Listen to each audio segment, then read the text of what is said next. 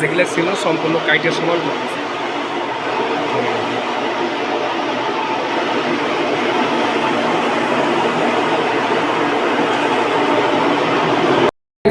চলে আসলাম আমরা আমাদের এই যে জায়গাটায় যে আগে কাজ করছিলাম সিঁড়িটি যে কাটছিলাম না সেই জায়গাটা এই যে এখানে আসলাম। সিঁড়ির মডেলটা এখন চেঞ্জ করে রয়েছে, যে প্যান্টার কাজ করতেছে, ঠিক আছে। আমাদের আসার কারণ হচ্ছে এই জায়গাটায় আমরা এখন এখান থেকে নেব, আমাদের ড্রিল মেশিনের দরকার আছে, হামার ড্রিল।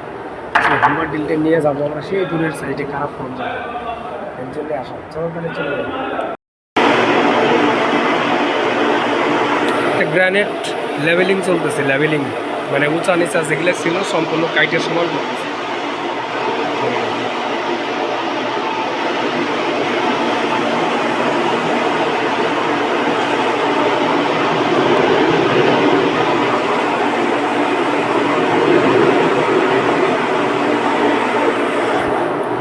অনেক কাটতে কাটতে এতটুকু পাতলা করে ফেলাই চলে আসলাম আমাদের জেলখানায়। জেলখানার সাইজটা দেখো বিশাল বড়, বুঝছো? মানে এই যে জেলখানার 2 নম্বর ক্যাদি।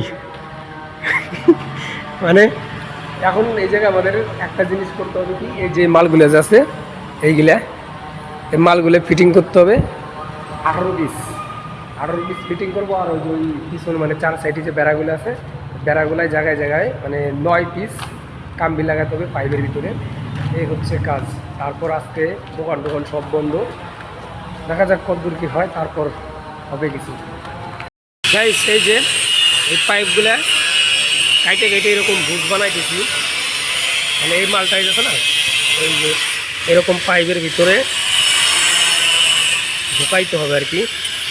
এই পাইপটা যেন যে এরকম যাওয়া আসা করার জন্য, ঠিক আছে। ওইখানে কাটতেছে, আমি এইদিকে এগুলো রেডি করতেছি,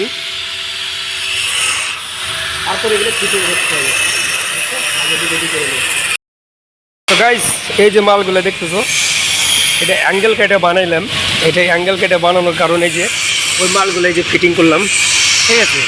এই যে এইগুলা মালগুলো কিসের জন্য, লকেট ওঠার মানে ইসের ইঞ্জেসের এই যে এরকম দেখো এই মালটা লাগাই দিলাম, এই যে পাট্টাগুলো লাগাইছি, এটা এরকম করে উঠায়া এর ভিতরে রাখার জন্য, ঠিক আছে। তারপর উপরের গুলা লাগাইতে হবে।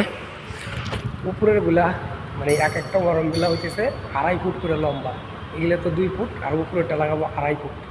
চলো উপরেরটাও শুরু করি এখন। এগুলো অল্প একটু বাকি আছে, শেষ করে নিয়ে উপরেরটা লাগাবো। আমাদের অরমতলা লাগানো সম্পূর্ণ কমপ্লিট হয়ে গেছে, মানে এখন লাগাই দিছি। তারপর পাইপ টেপ সম্পূর্ণ খুলে দরজা লাগাইছি, এখন অন্ধকার হয়ে গেছে। ওই দেখো সব পাইপ লাগাই দিছি আমরা এরকম করে করে, ঠিক আছে।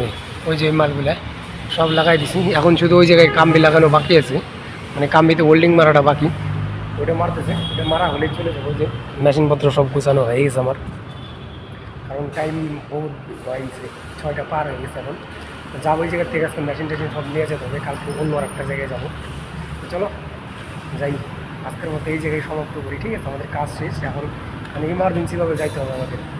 মনে করে যাইতে আমাদের 1 ঘন্টা বেশি লাগবে, অটো রিজার্ভ করে যাবো, তাও 1 ঘন্টা লেগে যাবে। চলো তাহলে চলে যাই, আজকের মতো একবারে টাটা।